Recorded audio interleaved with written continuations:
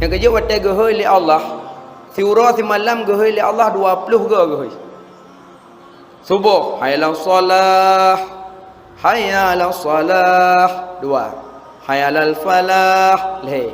Hayya 'alal falah. Put. Subuh put, luhur put, asar put, maghrib put, isya put, 5 kali put, 20.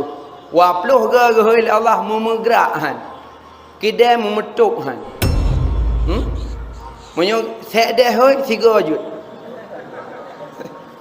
Pengumuman yak cok peng BLT so gempung.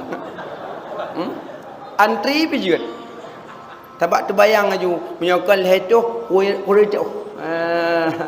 Dan terbayang balasan sungguh ba Allah kiban urung salat. Ya makanya ogohoi le Allah bermegrak. Tengku pujut hai te megrak wate lunggadan pujut maile. Bu sering baca doa yo.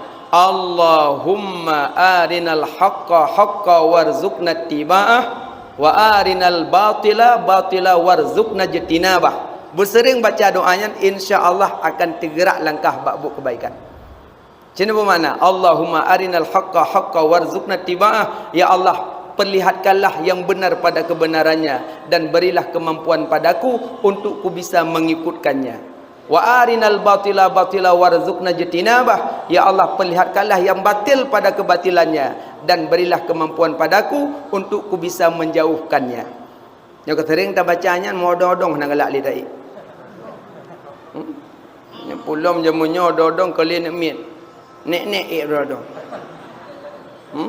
Nya jamun odong-odong dayo situ akoh li ayah ni. Lekoh situ buduk anak ke hua ju. Anak karet situ sah hua. Jamun. Kamu sering baca doanya, niat tergerak langkah bak kebaikan. Nah, salat ile limong bahwate. Jamaah lebih lagak.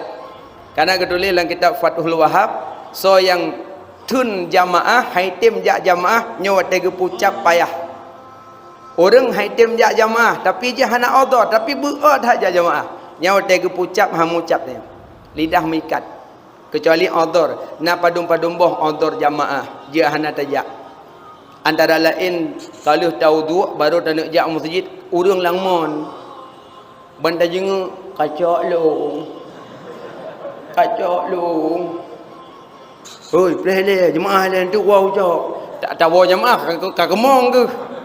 Berarti kakak hana jak jemaah le ju. Cok urang le, cok urang le. Ha, berarti kakak hana jak jemaah le, kakak minta renyun-renyun trun cok urang langmon le. Nyan antara lain odor jamaah.